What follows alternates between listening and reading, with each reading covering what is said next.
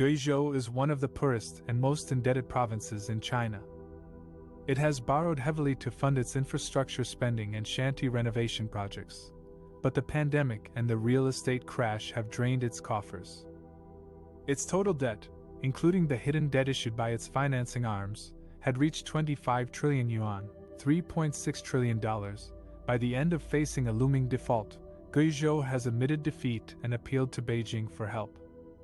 It has hired a state-owned distressed debt fund, China Cinda Asset Management, to help it resolve its urgent problems and bail out the real estate industry. Cinda is one of 4 funds created by the Chinese government in 1999 to process the bad loans of state-owned banks. It has announced that it would send a group of 50 experts to the province to help it prevent and defuse risks. This move suggests that Beijing may be starting to rescue debt-ridden regional governments to avoid potential defaults that could threaten the country's financial and political stability. However, it also raises the issue of moral hazard, as it could encourage other local governments to think that they can offload their debt problems to the central government or be bailed out.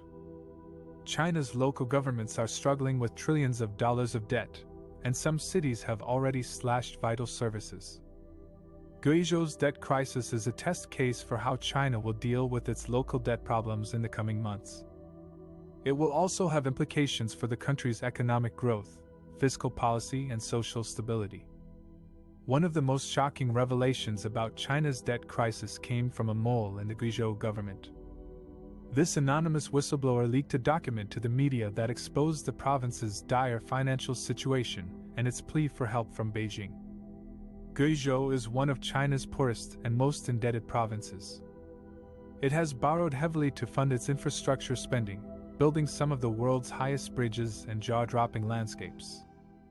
But its debt has also soared to about 1.3 times its gross domestic product, according to the Wall Street Journal.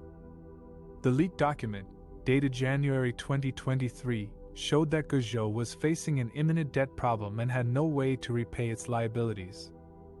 It asked the central government to intervene and bail out the province, or else it would risk defaulting on its obligations.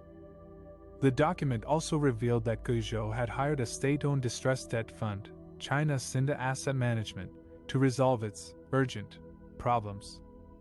Cinda is one of 4 funds created by the Chinese government in 1999 to process the bad loans of state-owned banks.